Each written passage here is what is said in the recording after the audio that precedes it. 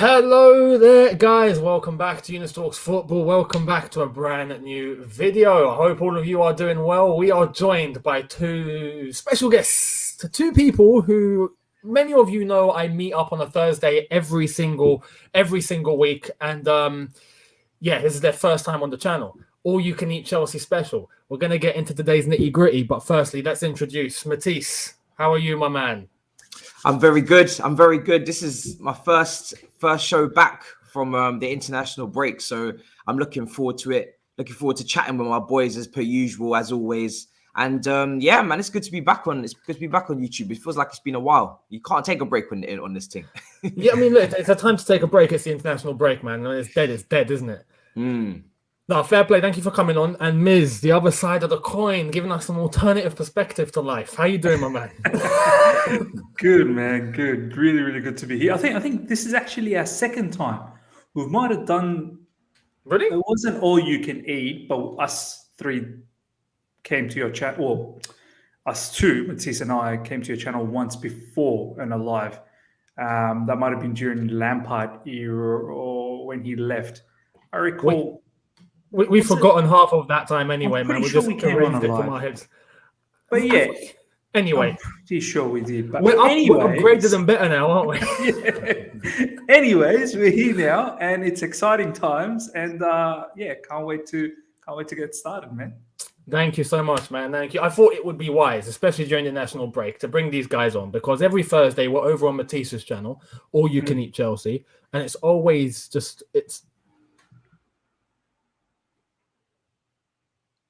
Oh, did Younes just freeze? Yes. It's all good. It's all good. He's back. This is what happens sometimes when you're live. I thought it was me.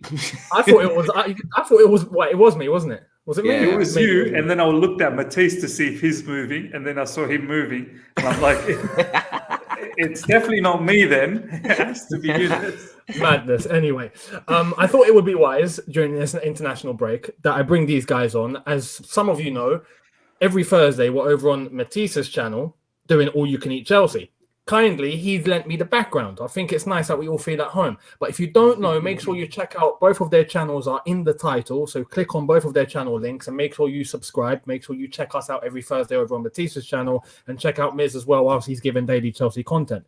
Now, let's get into the nitty gritty. International break is coming to an end. And safe to say, after yesterday, I don't know what happened to the United States. Anyone know? Yeah, it was 1-1, I think. Is Pulisic okay? Scored an incredible goal. Yeah, Antonio scored a crazy one. Yeah, and it's good to see because usually they don't have a lot of the Jamaican team's not usually that great, but they finally actually started bringing over some of the guys that wouldn't make the England squad, and now they're actually starting to build a half decent team. So yeah, that's quality. I'm just having a look if Pulisic actually came on or not. Yeah, did he play? Yeah, he did. And did he come out unscathed? Yeah, 66th minute he came on.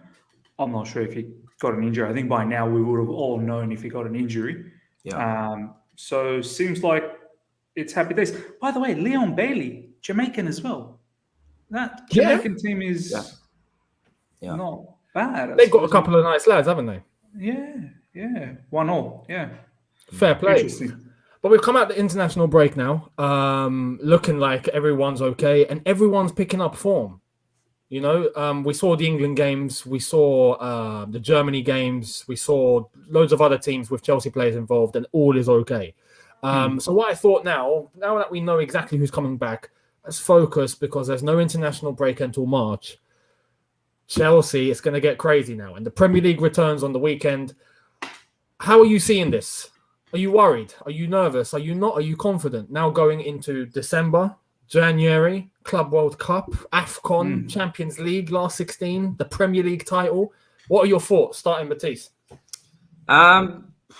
It all really much depends on Lukaku and that link to the midfield, to the attack, and all those attacking midfielders and how they've improved, hopefully, their chemistry with him when he comes back. Because for me personally, we had a nice run of fixtures. We said, we could pick up some points. We ended up getting 13 out of the 15 available. Unfortunately, we drew against Burnley, but it is what it is. It happens sometimes. We had a great game in terms of the way we performed. We just couldn't finish. But, although we put past a lot of goals past those teams, like we said, they were favourable fixtures.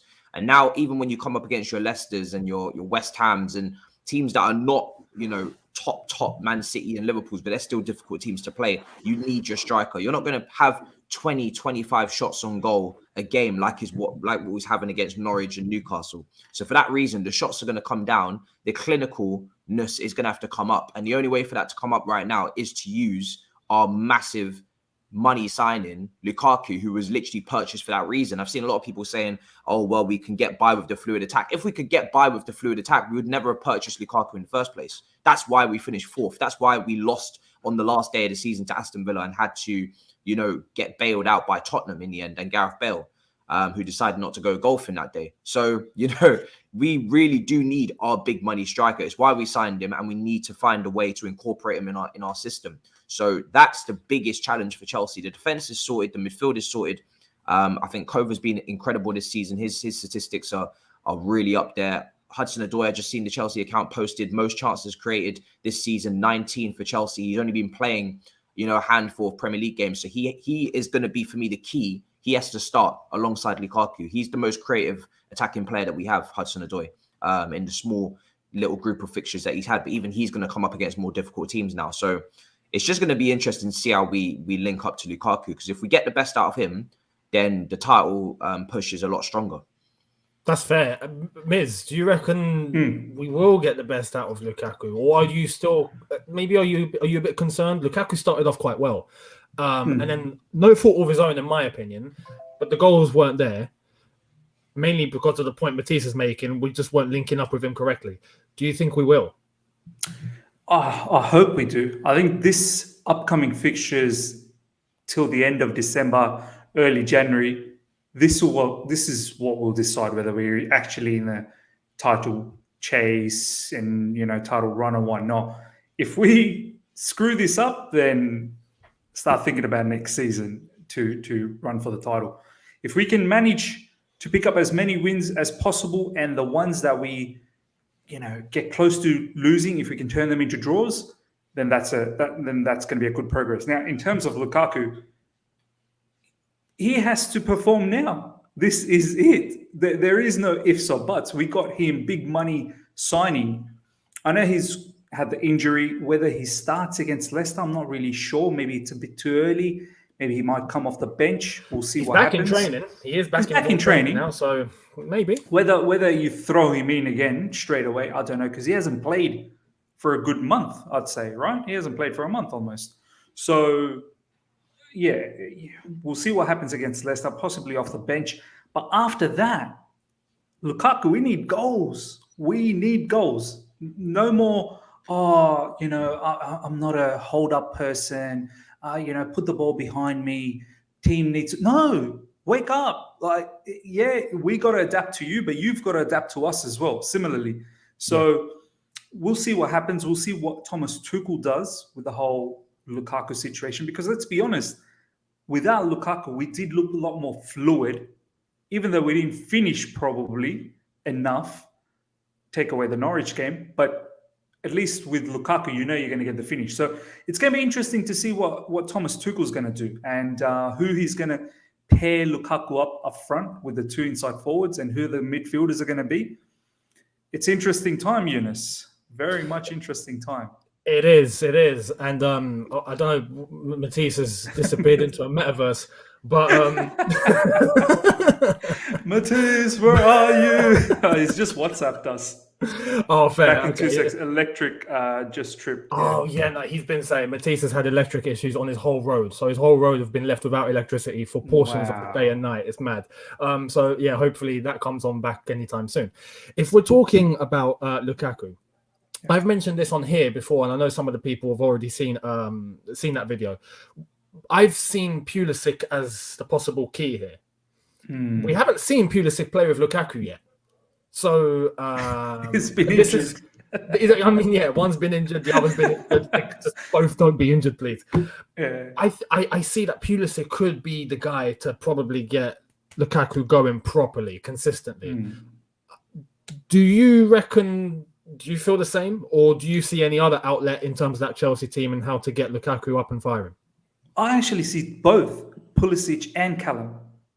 Imagine Callum? a front, imagine a front three of Lukaku, Pulisic, Callum. Like, I sort of pictured that in my mind for a little bit, thinking that could be very dynamic because Pulisic and Callum are Pulisic is very direct, very aggressive, and he will open up space for Lukaku to then run in because he'll draw defenders out. Callum does the same thing as well, but the other thing what Callum does is he's a very good crosser of the ball as well. So not only sometimes he'll go direct, draw players out, but he may go on the outside and whip in crosses, which will be beneficial for Lukaku as well. So I like both of them. I don't know, a lot of the people in the live chat, nearly 400, smash the like button straight away. They might start saying, Bamiz, what about Mason Mount? You can't drop Mason. Look, Mason does a lot of good things, no doubt about that. But we do need to try different combinations to see what really works out. So, as you said, Younes, we haven't seen Pulisic with Lukaku because both have been injured. Yep. Definitely we need to see him, but I wouldn't mind seeing Callum as well in the mix with that whole situation. I think that could be quite tasty. That's fair. Matisse, welcome back. Electric issues. The electric tripped. I'm like, so this is why I didn't record yesterday. No, fair. We were just talking about Lukaku, right? And I put the theory forward to Miz, as I've already mentioned in a previous video, that I see Pulisic as possibly being the key to not only just get Lukaku up and running, but firing consistently as the guy to, properly release him. Because we've struggled in games prior to the international break in getting Lukaku going. Do you feel the same, or do you think there's anyone else that will be the key to unlock Lukaku, or is it down to Lukaku himself? I would still put Callum ahead of Pulisic in terms of the key to unlocking him, because Callum's passing range is much better than Pulisic's. In terms of Pulisic, he's a dribbling winger, but sometimes his head is down and he needs to assess his options around him. And he can get goals, if anything, Pulisic as well. He's probably better at Callum at that in terms of actually scoring goals. Callum's finishing can be a little bit wayward, but Callum is more of a creative winger, in my opinion, in terms of his crossing is better. His passing range is better. So I would be looking to Callum, and especially he's on form as well. I don't want to put too much expectation on Pulisic because he's been out for so long. He hasn't featured since Palace on the opening day of the season. I don't know what Pulisic we're going to get. And Pulisic is young and he's inconsistent himself. So Pulisic is going to take some time, I think, to get a run of games just to find himself again. Callum's raring to go. He's been taking off the international breaks, not going with the under-21s, which I'm so glad Ian Wright, as one of the pundits, finally came out and backed him, because you can see Conor Gallagher's playing well at Palace. He therefore gets his opportunity with the senior team. It's got nothing to do with the under-21s. Callum knows that. Everybody with, a brain knows that. Playing for the under-21s is not going to get you into the senior team. So he just needs to keep playing very well in this team and starting games, and then I'm sure he'll be fine. For me, I need to see Callum, Mason Mount, and Lukaku as the front three. I think Kai is probably better right now as the false nine. Werner is, we know what Werner gives you. It's very up and down in terms of end product, although we do create more chances with him in the team. And Ziyech, isn't really that great this season either. So for me, it's got to be Callum, Mason Mount. Mason Mount had one of the best, percentage of passing into Lukaku. I think him and Kova were the best at finding Lukaku consistently in the team when I looked at the statistics weeks ago before Lukaku was injured. So you're going to need those two in the team as well, I think. Matisse, it's going to be interesting. Would you think about Callum and Pulisic along with Lukaku? Would that ever cross your mind, that what would that be like? It would be interesting to see. Yeah. I think, those two are naturally wingers, aren't they? So, now you're putting them both in the inverted 10 positions. I think it's something to look at. We haven't seen it before. It's very rare that we see those two ever play together. And if they are playing together, Callum's at right wing back and Pulisic is at left forward. They're nowhere near each other. So it would be interesting to see any chemistry that's there. Obviously, we know Kai and Callum have got some sort of chemistry together as well. But, I don't know Kai if he's the right fit just behind Lukaku in that right channel where they both want to pull off to the right and cutting on their left. You saw a lot at the start of the season, especially against Arsenal. Lukaku was up front and Kai was on the left, just to give some sort of balance and give Lukaku the option to go to the right and cut him on his left, which he's done at Everton, he's done for Belgium, and he's done for, you know, Inter Milan, and he's done really everywhere he's gone. He's always wanted to run the right channel and cut in on his left foot. So, you know, it's a weird one for any other left footer in the team to get in there. But yeah, I would like to see it. I would like to look at it, but I still think Pulisic, I'm not going to place too much expectation on him. I think he's going to take a couple weeks to get up to speed.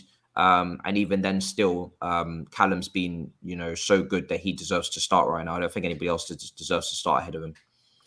To be talking about a couple of weeks. I mean, before we get into what I'm gonna show you guys, the fixtures are crazy. Let's check the comments very, very quickly. Oba1, thank you so much, mate, for your super chat, saying love your content, Younes. It was uncomfortable watching your reaction to the French video mocking all the African players, especially being Which Nigerian. one was this? Let me address this. On the Reddit video. Have you seen the French World Cup celebration video where all the African origin players are singing and the stadiums all singing with them? It was a video. So Matuidi, Pogba, other players all got let's say mocked, and then Kante didn't. They put, I think the caption of the video was like, Kante's too good to be mocked. And then you hear the whole celebration going, N'Golo Kante.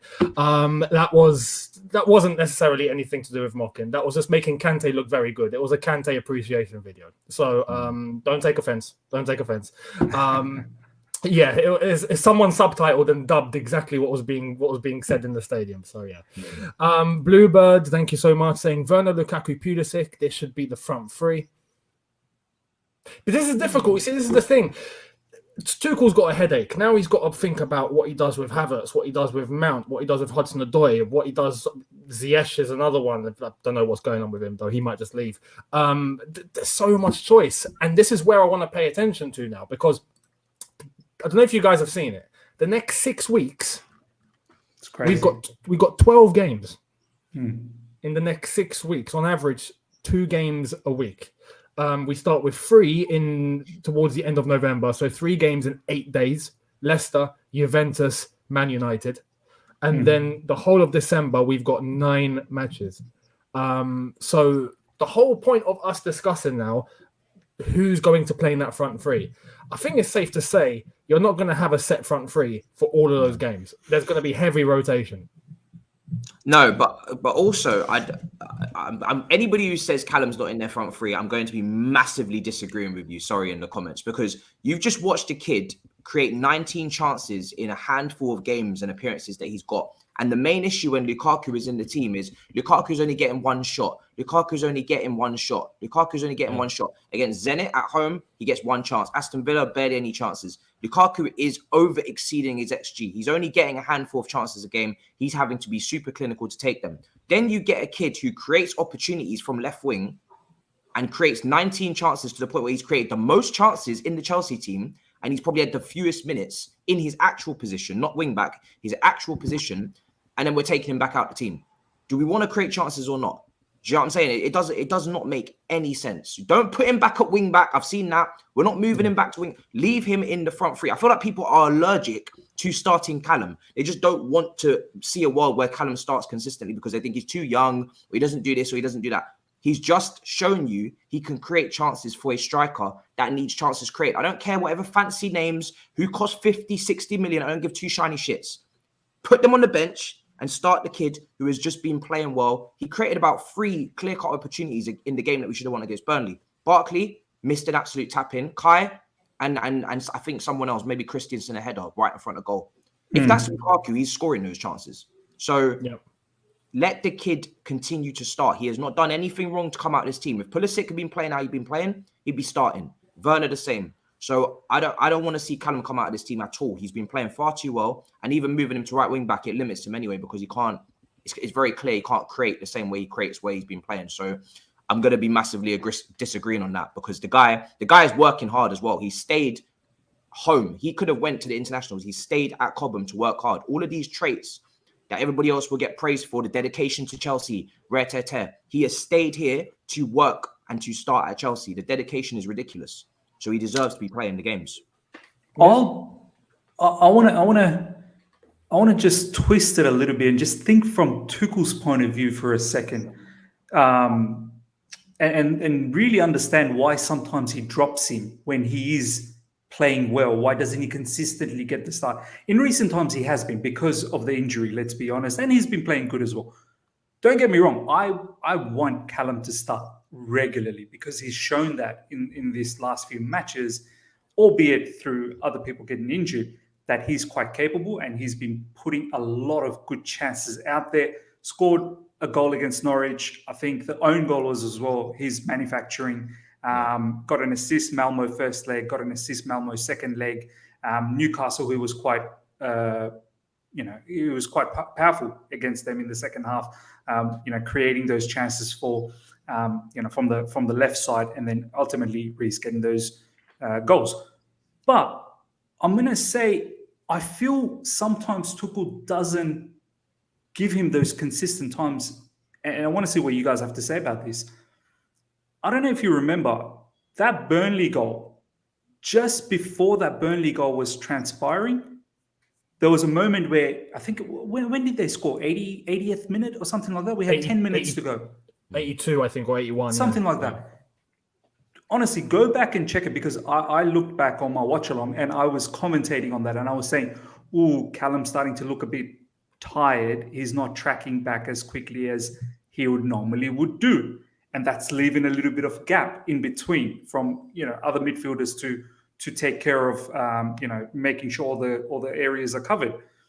And literally 2 minutes later, that transpired, that him sort of jogging back transpired into, a particular goal. Now, I'm not saying that's Callum's fault. I'm not saying it's his fault. But I think there are those little things which are stopping Thomas Tuchel at times from playing him on a regular basis. And I just wanted to throw that in there, that as much as we as a fan base want to see him playing, I definitely want to see him playing because he's producing a lot up front. Yeah. But there are other areas that he needs to focus on as well. It's not just about attack. Our upcoming fixtures, as you said, Younes, we've gone through the honeymoon stage of playing the easier sides. We're going to play some serious sides now. And Callum... the next 3 games. Yeah. Exactly. He needs to know you're going to play. It's not just about what you do on the ball. It's about off the ball as well. Very critical. Pressing, counter-pressing, winning the ball back quickly. You lose the ball, you win it back. It's very important. So let's see what happens. It's going to be interesting. With Hudson-Odoi, it's a big topic because he's been in the first team for a little while now. And you look at other clubs and when they introduce the sort of young players, when you look at Greenwood at United, for example, Foden at Man City, Smith Rowe now at Arsenal, and you just think, all right, Hudson-Odoi, he came before all of them. Yeah, he's got to be up there now. We'll see what happens. Although I do think with the schedule that we have, we will be seeing a lot of everyone. So it's just up to form and see what's going on. Now, talking about what to expect, it says Younes Talks Football. So I thought, let's give our view in terms of some of the other clubs that we're competing against. And what do you feel? How do you feel about them? Are you, do you look at them as a threat? Are you worried? Do you think, they're missing something here and there? Do you think they're doing well in some aspects? Let's go club by club, just in terms of the ones that we're competing with. So Tottenham, you ain't in this conversation. I'm kidding. I'm kidding. We'll talk about Tottenham. Okay. Let's start off Man City. When you look at Man City compared to seasons past, or how you expected them to be at the start of the season, are they on track at the moment? Do you think they're missing anything? Do you think they're exceeding? Matisse, start with you. What do you think of Man City and where they're going? I think their attack is a bit interesting to me because they've signed Jack Grealish, but then they've kept Bernardo Silva. And I don't think that was the plan. A lot of Man City fans are telling me that wasn't the plan. Bernardo Silva was linked to Atletico. He looked like as if he wanted to leave, maybe game time, but he's been their best player this season. Every time I see Manchester City, I've got so much praise for Bernardo Silva. I think he'd be brilliant. That's a player that I would love for us to have if it was even possible, but it's probably not.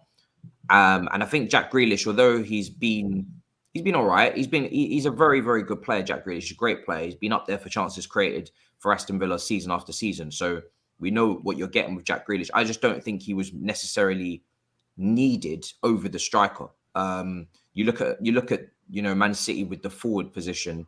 There's been some games where they couldn't score. There's been some games where they haven't been able to get the goals. You look at I think it was the Southampton game Crystal Palace. Yeah, Crystal Palace. You know, those games where they drop points. Tottenham, the first game of the season. And it's not going to be an issue most of the time. Usually they just create so many chances, so many high quality chances that they'll get the goal.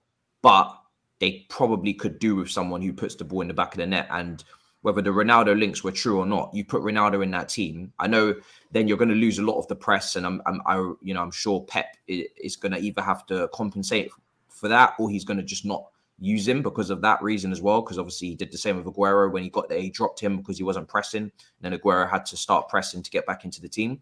But so there's always that give and take when you add a forward. Are they going to press? That's why Firmino is so loved at Liverpool. But you know, just to add some goals into that pure goal scorer in that team, reliable goal scorer, is probably the one thing that they're lacking right now. But even in saying that, they're going to be in the title race because they haven't had a striker last season. When Aguero was there, he still wasn't playing. They still was in the title race. So I think they're still going to go all the way. There's the whole Sterling thing as well. Sterling's just been a bit ousted. And I have to say, deep down, I'm not surprised. But I kind of am surprised because I thought he was, I thought you couldn't move him. I thought, he's Pep's boy. All of a sudden, he's on the bench and now rumoured to be leaving the club. So that's a weird factor there. Miz, what do you feel about Manchester City? This is it, isn't it? This is when they go for the run. This is when they pile on 10, 11, 12, 13 victories in a row. So it's going to be interesting to see what they're going to be doing during this time frame. I still worry about them because they're too good, man. They like even the game against Crystal Palace. I know Crystal Palace played really well. They had chances to get a few back. Same with Southampton. I don't know how Southampton kept a clean sheet that game. So the thing about Man City is they are going to be a threat almost every game. So that for me is a bit of a worry. Whether they have a striker or not, it doesn't really bother them because they're so fluid. Everyone moves around. Sometimes you'll even see Gundogan right in front of the goalkeeper. Yeah, true. Sometimes Foden, they just so well. They understand Pep's philosophy so well. It does not matter which individual plays there. So for me, they are a definite threat. There's no doubt about that. I mean, not many teams have come to Stamford Bridge this season and boxed us in, like literally boxed us in. So Pep was like, "We're not going wide today." Pep was like, "You laughed at my tactics, huh? Like, watch me box you in now." So look, you always got to respect Man City, man. For me, the team would be. I'm a bit weary about West Ham, man. I think we've got West Ham coming up in that time frame. Yeah, so the 4th of December, we go to West Ham. That's the team that they're an enigma, man. They scare me a little bit. Like I'm not sure. Kurt Zuma as well. So, do you know what I mean? Don't know what to expect with them because they're so fresh and new on the block. Actually, let's transition to West Ham. New boys. Not long ago they were near relegation. David Moyes. All of a sudden you're thinking, nothing's going to happen. Boom. Champions League football. What? They're not playing Champions League football, but they're in the top 4 at the moment. Yeah. Right now, they're playing like they can make it. And they're doing well in the Europa League. How far can they go there? That's with European football as well. You've got to take that into context. When you look at Arsenal, they don't have European football, and that's paying out for them now because they're playing one game a week. And we've been there. That's how we won the title with Conte. But with West Ham, their schedule's filled. And they're still playing beautiful football. West Ham, do you think they will be consistent? Do you think they can keep this up for the remainder of the season? Or are you aligned with a few critics out there that say they're just not going to hold it? Yes, they're doing fantastic, but they're not going to hold. Matisse? I think West Ham's issue will be their depth, similar to maybe Leicester.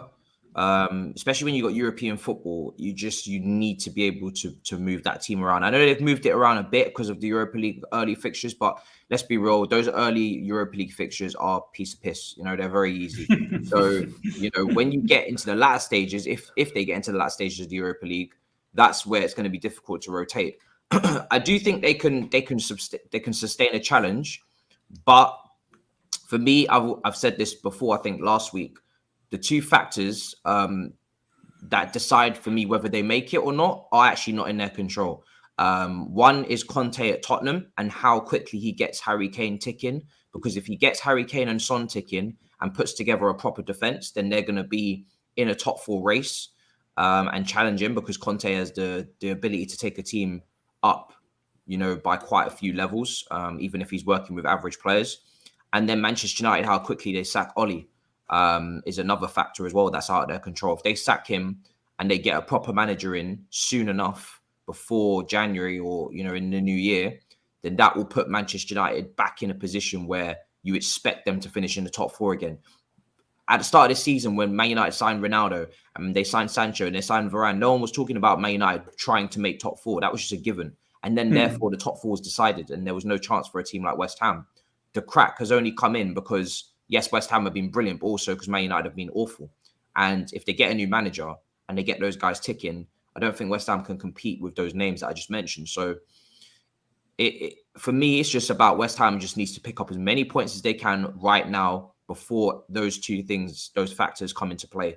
And then also we'll see if they make additions in January. I think they got new investment, spoke about it last week on my London shows. They got new investment from a Czech Republic. 27%, I think, was it, from David Gold? Yeah. So, and they are a fan of taking some Czech Republic players as well, Souček and a couple of others. So that may be how they got the deal done. But if that new shareholder brings in the cash and he starts to inject it in the January window, which has been a little bit of a struggle with, Gold and, some of the other people that were Karen from Dragon's Den, they weren't exactly flaunting the cash around, were they? So The Apprentice.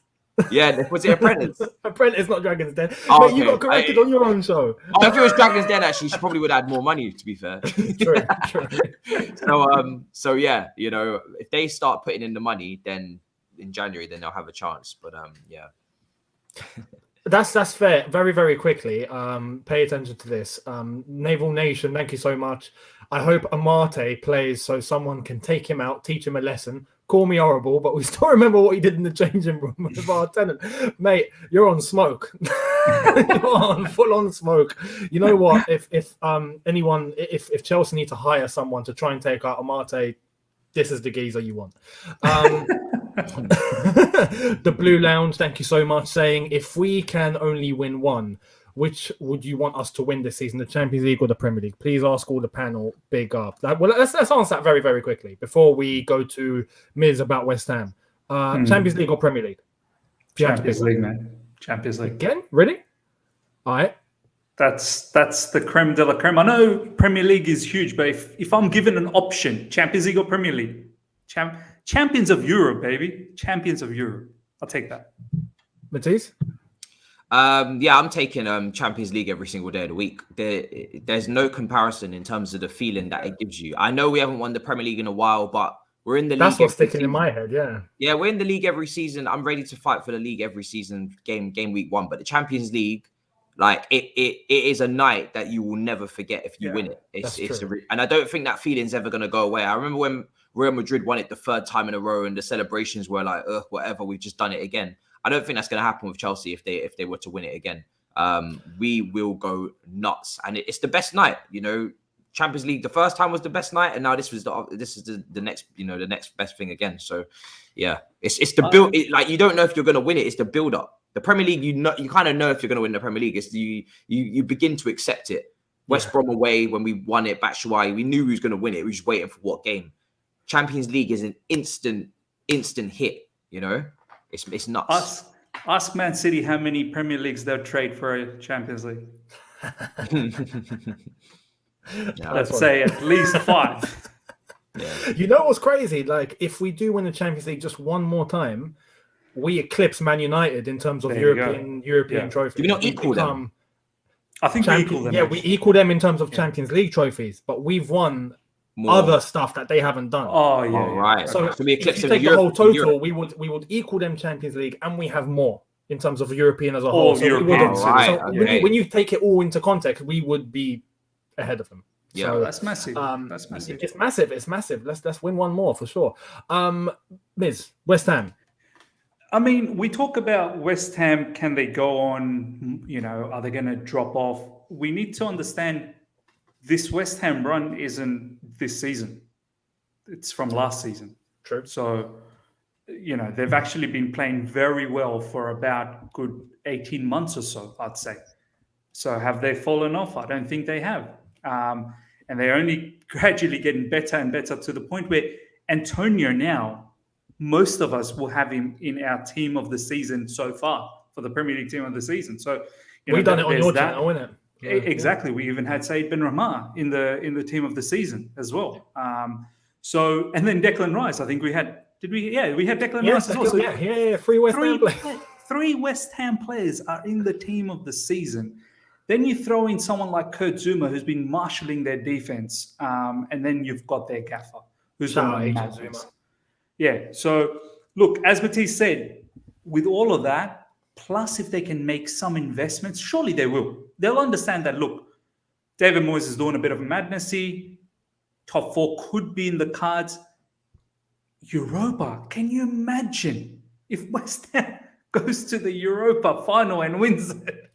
That would be some scenes. Honestly, that would be some scenes. If that happens, mate, Matisse, we'll go to East London and just jump in the celebrations. I'll be happy for them. Jump in. I'll be happy for them. I don't consider them blend in. Consider them a rival. It would just be funny because then Arsenal still would not have won a European trophy. Oh, can you imagine? That's where I get my banter from. Tottenham have won that competition once, I think, in way back in like when TVs were black and white. No. You know what I mean? Dinosaurs were still kicking up turf, but West Ham would have won more European trophies than Arsenal. That I'm ready for that. Let's get that sorted. No, you know what? Come on, West Ham, win the Europa this season. Please do it. Please do it. Absolutely, come on, West Ham. So look, I'm pretty sure January David Moyes will knock on the board's door and go, "Hey, I'm competing everywhere. Help me out a bit." So if they can perhaps get some, who did they get last season? That Man United player. What's his name, man? It doesn't come up in my head. Lingard, yeah. I was going to do the if they can get a Lingard kind of you guys do that. Yeah. No, sorry. Sturridge does that. What am I thinking? Is that on board? But by the way, Sturridge plays for Perth Glory. He's in Perth in Australia. You're kidding. Now. He's on your end. Yeah, I started following him. He was very explicit on Instagram looking for a barbershop in Perth. Oh my God. I can't wait till he comes to Sydney. I actually want to go down and watch Sydney FC versus Perth. See if I can get a hold of him. Sturridge, talk Chelsea with me. Come on. But nah, man, West Ham, real deal, man. They're real deal. Yeah, no, we'll see what happens with West Ham. You're right. It depends on their depth because right now, in terms of the first 11 and what they have, beautiful, and they will keep that going. If injuries kick in, there's maybe a slight issue. They might dip off a little bit, but if they can get past January into Feb with the same form past the Christmas period, definitely contenders for top 4, 100%. Yeah. And the others would need to get worried. And talking about the others, let's talk Liverpool. They're seen as title contenders. Some are putting them as favourites. Matisse, do you think Liverpool? I mean, it's silly to say, do you think they're strong? They are strong. Bloody hell, it's Liverpool. What's your overall feeling about Liverpool right now? Do you reckon they are favourites? Do you see a little flaw in them at all? Do you think they'll go all the way? Do you think they won't? What's your overall feeling? I always expected Liverpool to be in this race. I think, if anything, they were kind of underplayed at the start of the season because of what happened last season, but they had loads of injuries. They're all back now. So I always knew they was going to be involved in the title race. And if anything, maybe even more dangerous than Man City. It's been a few years now since someone retained the title. It's not easy to do. I think the last team to do it was Manchester City, but it's not easy to do at all. But in saying that, they've fallen a little bit below my expectations defensively because they've leaked some goals in games that I've been watching, especially Atletico Madrid, that 5-minute spell of madness at the end of the first half. Brentford conceding 3. But West Ham, that was it. West Ham, yep. And a few others as well. Brighton. They started the season very well with the clean sheets, and I was like, okay, cool. Here we go again. Liverpool, Van Dijk, Matip, everybody's back now. The clean sheets will rack up. But then in the last month or so, or maybe more, a little bit more than that, they've fallen off a cliff defensively, and they've looked very weak. Fabinho was awful against West Ham, and that's not normal from him at DM, but he was dreadful. And it was really, if it wasn't for Van Dijk that day, they would have conceded probably 5 or 6. So I think, I'm sure that will improve. I'm sure those defensive issues will tighten up at some point, but that is the weakness that I do see in them. They're maybe the opposite to Man City. They've got more than enough goal scorers in their team. Salah's scoring, Mane's chipping in. They've still got Jota, Firmino as well. So that's not really an issue. And also really their midfield. Their midfield is not as strong as ours. It's not as strong as City's. They lack so much depth there. Keita's injured now after the game against Manchester United, which was a big shame for him because Keita started the season really strongly, got some really good goals, long range hits under his belt, and was looking good again and looking like the guy that they got from Leipzig that they paid 50 odd million for. But they didn't replace Wijnaldum with someone who was equally as consistent fitness wise as Wijnaldum. And in a pressing high energy system, you don't want Chamberlain, injury prone Chamberlain, injury prone Keita, injury prone Thiago. Like, it doesn't make sense with the philosophy that Klopp uses to be, counter pressing and to be covering fullbacks. These guys they're not reliable fitness wise. And the only guy that was looking fitness, up to a T was Keita for a few months, even though he's been very injury prone. And then he comes out as well. Fabinho, Henderson, Milner, Henderson can be a bit hit and miss for me in terms of what he brings going forward. And, Milner's obviously getting on. So I think the midfield, they wasn't planning for Keita to be injured, and they definitely wasn't planning for Harvey Elliott to be injured. If you saw Harvey Elliott against Chelsea at Anfield, he was brilliant. He had a great start to the season. Harvey Elliott was the key. He was the big difference in this Liverpool team this season that was going to connect the midfield to the attack, and he was going to be that guy, the young guy that comes through, maybe like a Mason Mount for us a couple of years ago, who steps up, has way more game time, and start to play more and more often. But unfortunately, that hasn't been the case for him. He had a massive injury, and now he's out as well. Someone's saying that they have 8 injuries. Well, I don't know if that's an ongoing problem. They had a lot of injuries last year, so maybe the medical situation they have to look at as well. So could be there I think in they've regards to actually their got a depth. few weaknesses. Yeah, it could be in regards to some of their players that they have on the bench, mainly not their starting 11, because they've been fielding quite a strong 11. About Liverpool though, they've only won 2 in their last 5. Their next game is against Arsenal, who, funnily enough, are only 2 points behind Liverpool now. They've climbed up, but that Liverpool-Arsenal game on the weekend is going to be key, because if Arsenal somehow miraculously get a result, they go above Liverpool. So who would have thought that was going to happen? Anyway, Liverpool, Miz. For me, they can be got. I'm sick and tired of sitting here and keep praising Liverpool because everyone's like scared of their front three, this and that. I'm tired of it. I'm tired. It's about time teams go at them, because when you do go at them, they can be got. That's the thing. Their midfield, take them away separately, individually, they're not superstars. Yes, as a whole, they are, but pick them out with their weaknesses. They do have weaknesses, each one of them in the midfield. Definitely in the wing backs, in their fullbacks, there's definite weaknesses there, because they all bomb up. There's plenty of room at the back, and Van Dijk and whoever else is next to him are not necessarily great when it's 2v2, 3v3 or something like that, So Liverpool have intimidated other teams in the past 2 to 3 seasons because of their front three is so dynamic. Other teams kind of feel, let us be a little bit conservative here because we don't know if we throw men up front, what's going to happen to us at the back. I say be bold and just go at them. If you can get it. That's what West Ham did. That's what Brighton did as well. Brighton were 2 goals down, came back and could have won. Lamptey was taking the game to them single-handedly. So, many Premier League teams will have a look at that and go, you know what? We may not have the quality as you, but we'll take the game to you. We're not going to sit here and get slapped 6-0. We're not going to be Man United. Do you know what I mean? So we'll take the game. So for me, Liverpool, they're still strong, no doubt about that. But I think there's some chinks in the armor, man. There really is. I agree. I think, you know what, with Liverpool, yes, right now, up until not that long left, but up until the beginning of January, they might find a bit of form.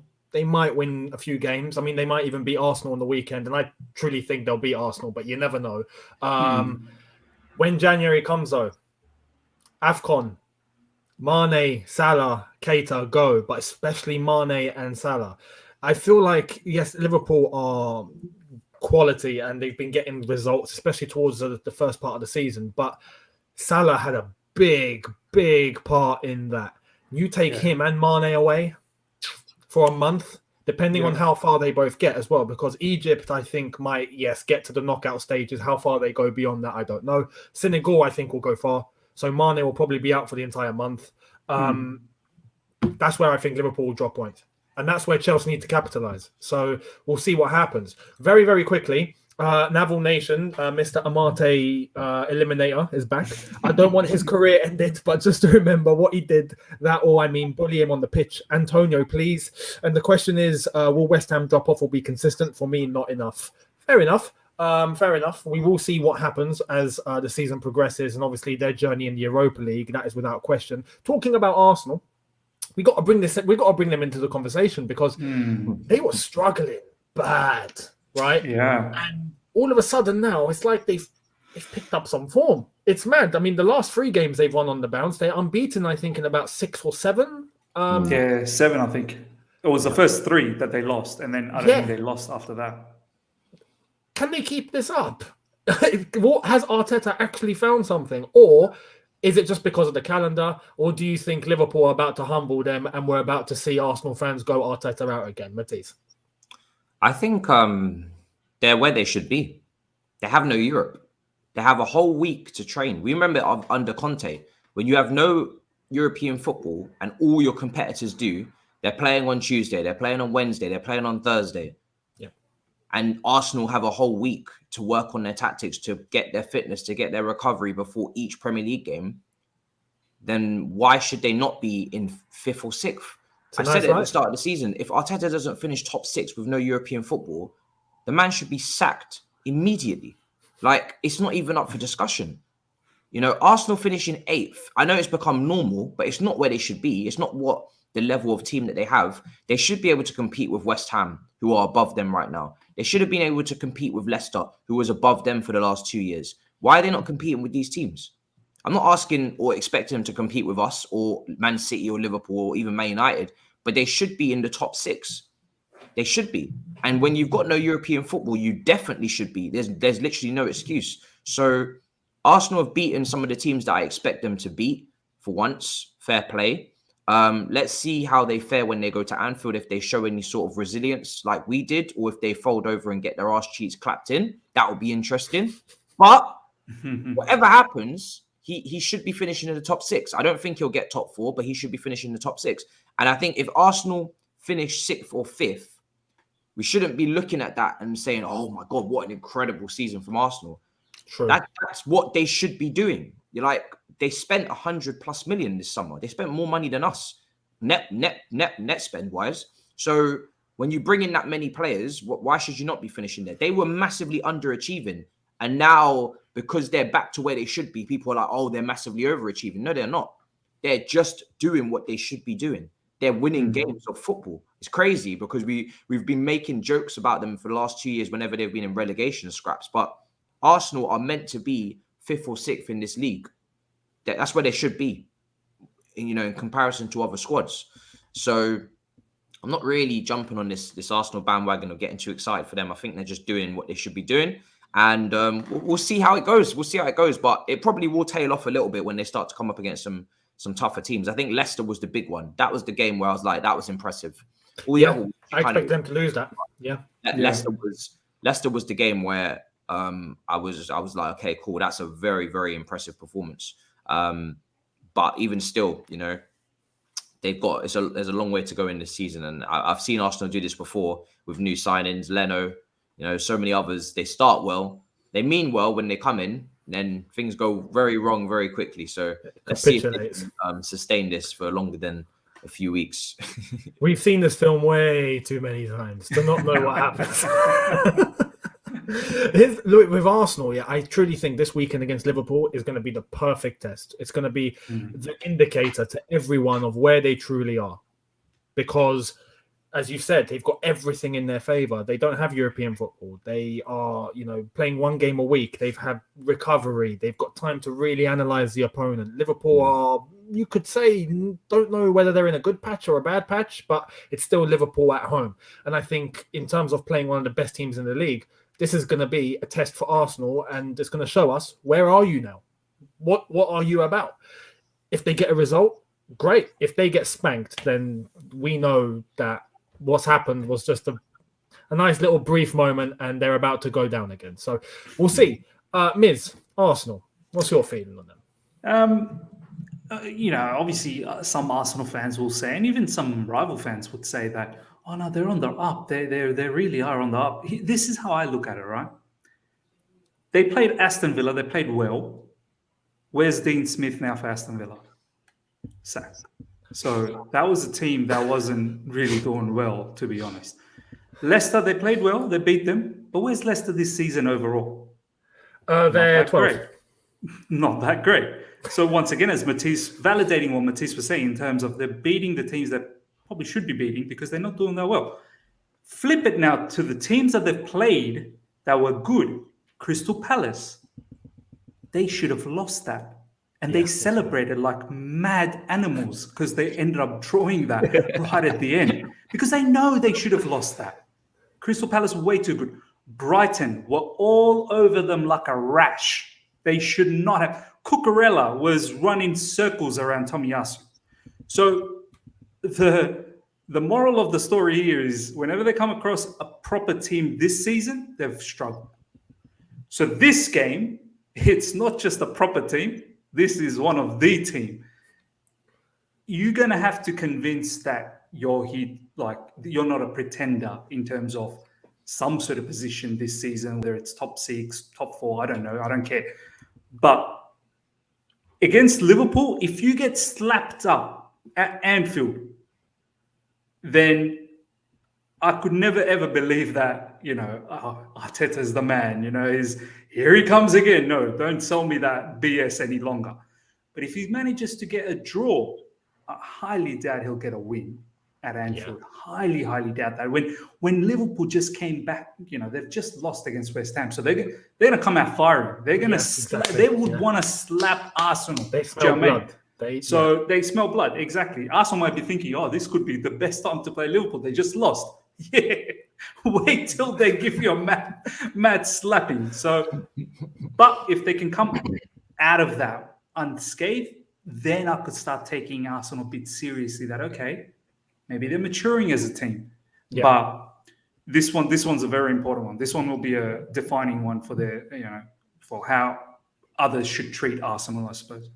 Well, we'll see. Especially as I said this weekend, Liverpool. That's where it's going to be a test for them. We're going to see whether they have minerals, or if they're gonna go down in the same direction as Man United, who got destroyed by Liverpool. We'll wait and see. Naval Nation again. Thank you so much. Saying it's a calendar thing. They will drop off. You see it every year. Second half of the season, they drop off. I see no change. To be fair, other teams have gotten better in recent years. Last 5, I'd say. It's a good point about the second half of the season.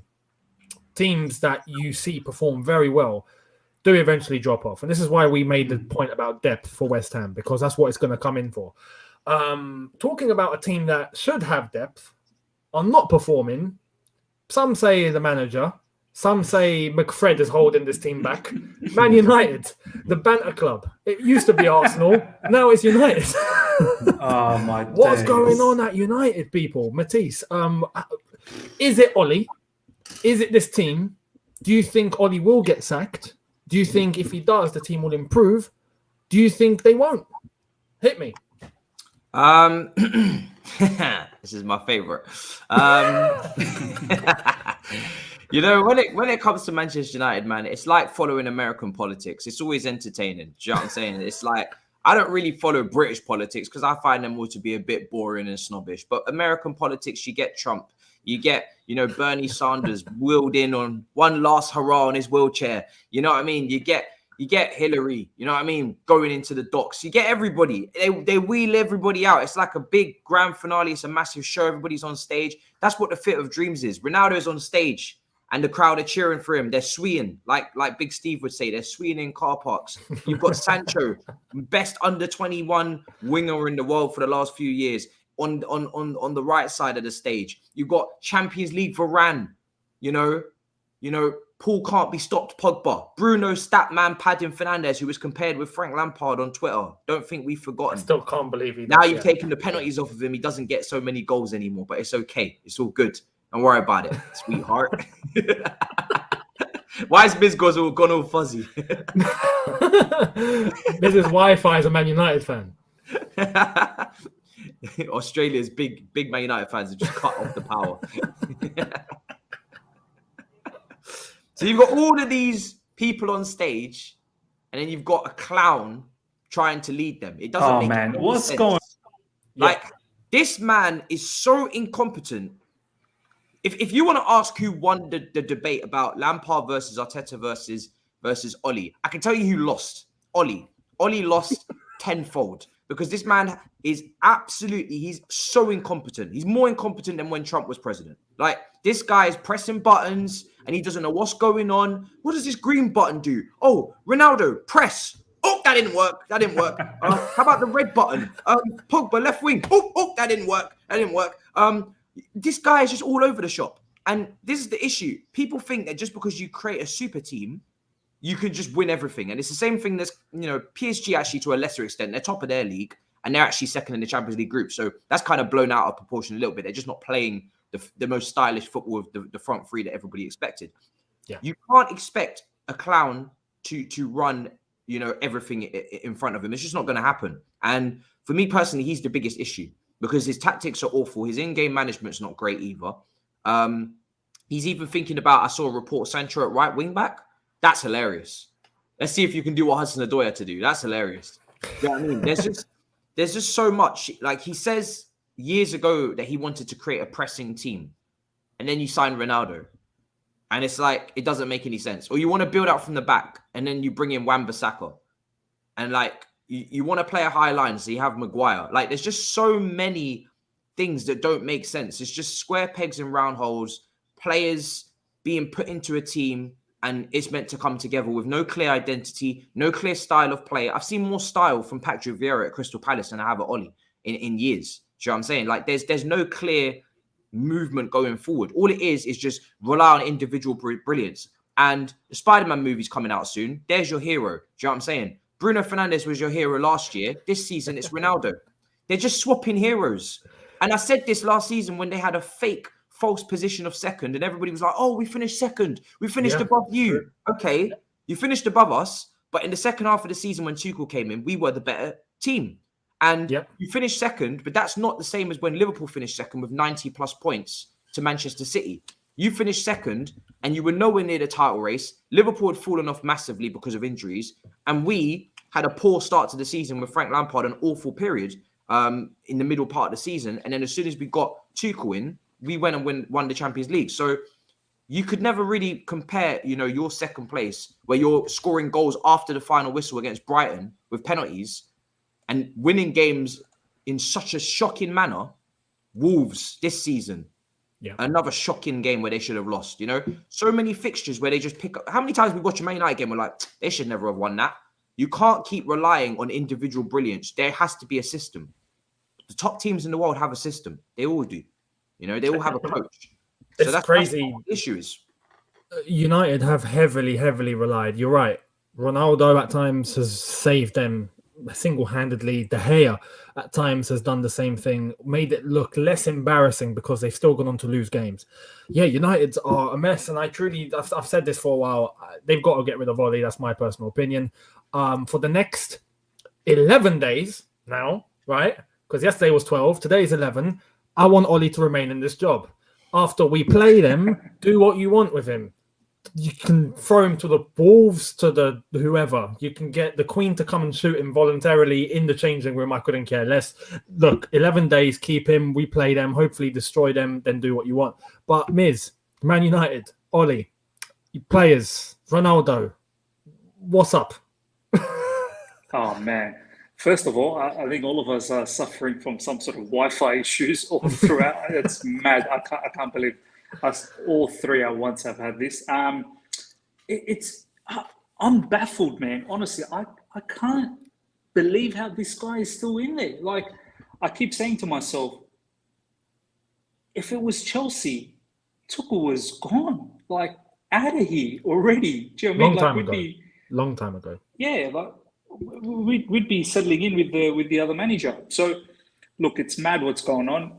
I don't really care. Let them, hopefully he sticks around, as you said, Younes, for at least up until our game. I don't want us to get caught out. We just have this way of getting caught out against these guys. They just find a way to catch us out. I don't think under Tuchel we haven't lost, right? I don't think we've lost to Man United last season.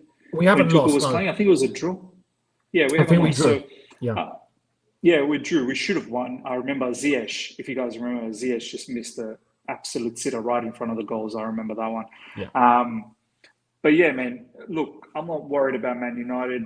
I'm not even worried if they change their manager, because it's going to take a bit of time to settle things down and get the rhythm with the new players.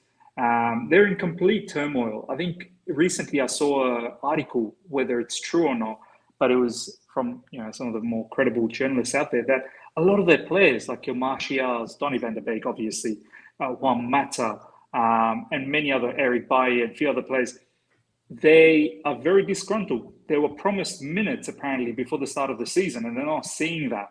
And they're not happy at all about this situation. That why did you lie to us? Because we didn't give do you mean like Lingard, for example?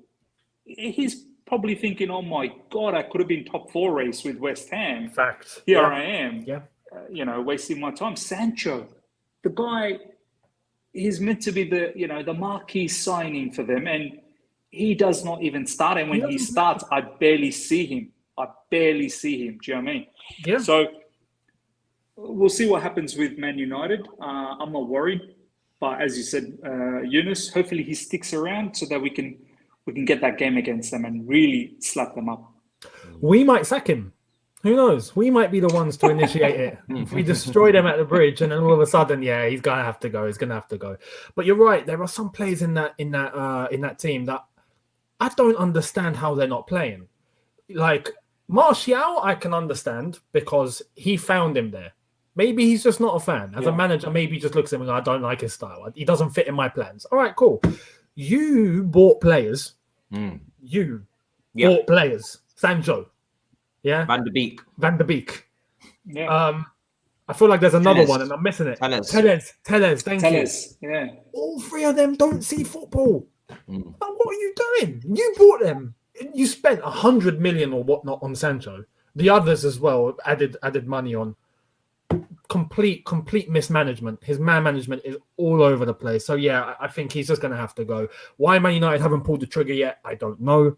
We'll see what happens with Zidane. There's links, although I do think Zidane gets the French job, but that's just my opinion. Brendan Rodgers is linked. See what happens. But yeah, I agree. Let's just play him on the 28th. Hopefully he's still in the job, and then do what you want. Talking about the last team we're going to cover here, which I think we need to address because we've all had vested interest in this manager previously. But Tottenham. You just say it, bro. Just say it. Say the word. Don't say his name. We must suffer. We must be prepared to suffer. Look. Oh man, Conte. He said that. He's already said that line. He's already said it. He said the 3 things that he said at Chelsea that we were waiting for him to say. He said it on day 1 after Vitesse. He said something like, "Oh yeah, we suffered. We must keep suffering." And then he said, "We must be prepared to kill. We must kill the opponent. We must not have to kill." And he said, "What was the third one?" Oh yeah, we must work. We work hard. We must work hard. He said he's always talking about working hard and how important it is. So, Conte, Tottenham, do you think, like some people are saying, because of his history, he will bring success to Tottenham, or do you see it from like how I see it? To be honest, Tottenham are just not good enough. You could bring on anyone. There's even Conte, who's a top manager. I don't think he'll turn them around because they just don't have the minerals, and I don't think Levi is going to back him. Matisse? This is make or break for that football club. I said it to Toby, maybe your badge is just not cut out for success. You might have to just accept it.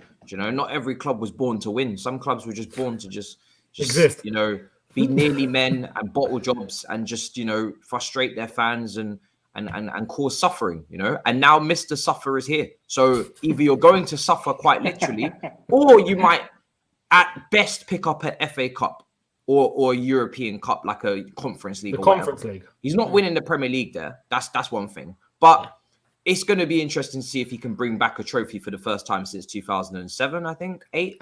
2008, when we gave it to them, by the way, Carling Cup. Yeah. So if we didn't give that to them, then we would have been back in the dinosaur lands again. But again, doesn't matter. Charitable FC, do what we do. It's make or break, because if he doesn't win there, then it's lights out for that club. But I somewhat agree with you, is the fact that there's a lot to turn over there. And really, this all depends on Levy and how ambitious he's going to be, how much he's going to back him. We know Conte likes what he likes.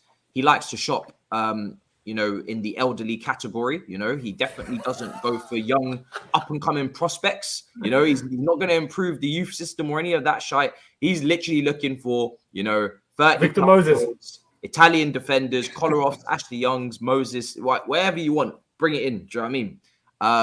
And they're going to have to sacrifice some of their principles that they've had over the years in terms of buying young players, selling them on for resale value to pay for the stadium, etc. They're going to have to just scrap all of that and bring in exactly who he wants. And I don't know if Stingy Levy's gonna buy into that. He has to buy into it. Otherwise, why did you bring him in? But if there's any sort of respite, if there's any sort of pullback from Levy, I don't know if I can get you this guy, but I'll get this guy. It's lights out. Conte gonna blow the place up. That new stadium gonna need there's gonna be a construction site. That new station that they got put in alongside it's gonna need repairs. Everything's gonna go to shit. And this man's just gonna walk away. Like he doesn't need the money because he's being paid out by about 5 different clubs anyway, federations. For real. He's also at the top of his game. He's got the record. He's the one that is the king here. He's the main piece, not them. They need his help. It's not the other way around. He's already won every league that he's gone into and changed lives. So he doesn't need Tottenham to bring his reputation down. It already came out that he's waiting for the Man United job. He didn't even want this job. He wanted the Man United job. Let's just keep it real. He saw the Man United money that they're splashing. They're backing Oli. And he said, you can't work with that. Give me that. I'll work with it. No problem. I'll get that team moving. So at Man United, I would have been worried because I know he can win a title with them. He would have been backed. Money would have been thrown at him and he would have got whatever he needed to succeed. And I'm telling you, I actually think he would have turned them into title winners. Not this season, maybe, but the season after he would have won the title with Man United. Tottenham, you're bringing them from way... You're trying to create something that's never happened before in God knows how long, in 5,000 days since they won a trophy. I don't know when it's since they won a league title, maybe 50 years or something. I don't know, probably more than that. It's just not going to happen. He's not going to be able to take them up all of those stages. I think get them back into the Champions League and win a trophy. That will be where he takes them to, which is a massive improvement. But if he doesn't get backed, he's storming out of them immediately, and he's just going to start fights. It's as simple as that. You're right, completely, Matt. Miz, what are you feeling about Conte Spurs? Look, he's going to be better than Nuno. I think that's a given, but I think it's going to take a bit of time. It's not going to be immediate. I didn't get to watch the match against Everton, but I saw some of the reaction from Spurs fans, and they were like, "Oh, it's not going to be clicking into gears straight away. It's going to take a bit of time." So you're not going to get that time. Now comes the very busy period. Now comes the crunch period, and there's going to be a massive scramble for points. So Conte's got to get in and get the points. Now, I don't know how things are going to turn around. But if Conte can somehow manage to get through this particular period and get into that January sort of session, you just know it shouldn't take Conte too long, because you guys remember when he came to Chelsea, he got things up and running very quickly after the first what was it? When did we play Arsenal? The 5th game Arsenal of the season? about that, yeah. Yeah, it was and then went like to a the back 5th three. and then went to a back three, and from there it was madness. Which he's already done at Spurs, by the way. He's done that from day one. From day one. He just needs the stat patter, Kane, who's banging in 5 against San Marino, 3 against Albania. So you just need Kane to fire. And once Kane does, I think we will see something from Tottenham. But I'm not worried. I don't think they can make top 4. If they can make it somewhere in the top 6, I think that'll be a happy season for them for the start that they've had. And then, we'll see what they do next season, because I've been seeing some links. They're lining up some serious Serie A players, like players that have been doing really well over there. So we'll see what happens. All depends on whether they bring these players in. That's the thing. Like, I've just got a feeling that Levy brought him to Tottenham on the basis of making it look like, you'll get what you want. Yeah, don't worry, it'll be fine. And then when the time comes, he'll be like, actually, Antonio, I'm not so sure about this. I truly think Levy won't back him as he should. I just think it's going to blow up.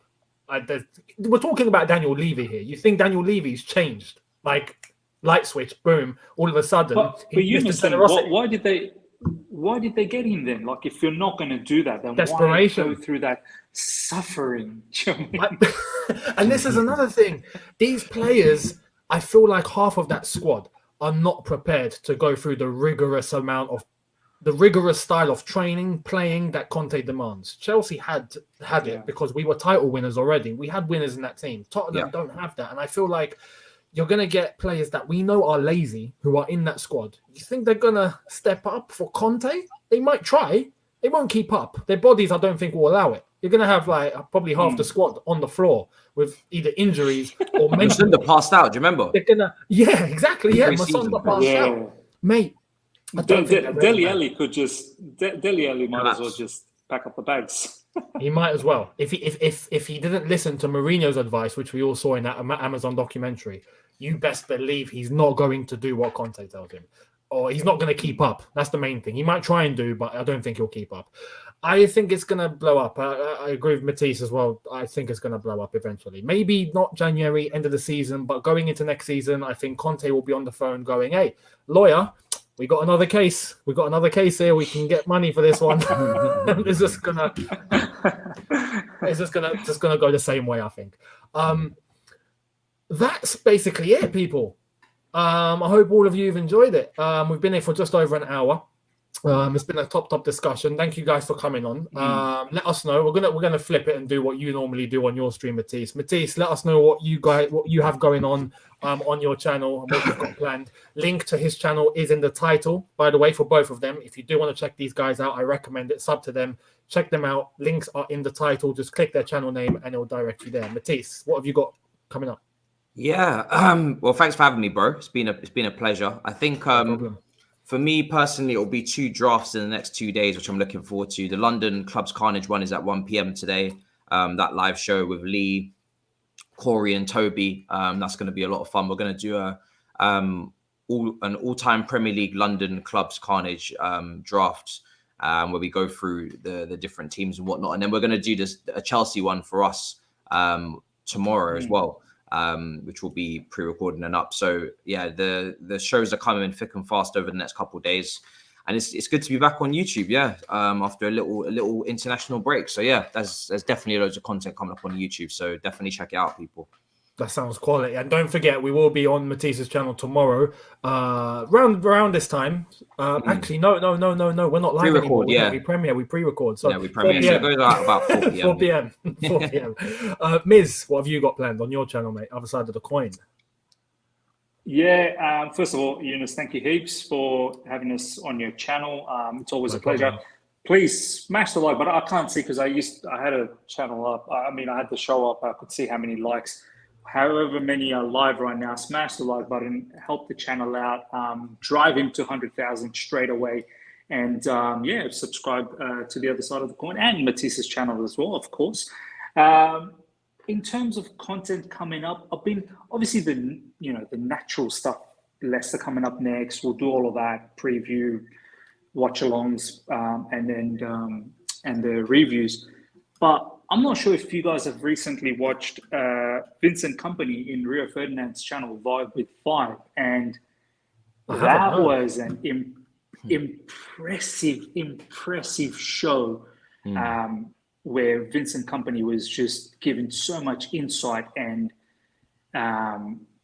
just dropping knowledge as well. And I had a mind-blowing sort of idea in mind, because there were so many little bits and pieces that he was saying, which kind of resonates to how managers need to behave now as opposed to how they used to behave previously with Sir Alex Ferguson and whatnot, and the ideology of Pep, Tuchel, Guardiola, Klopp.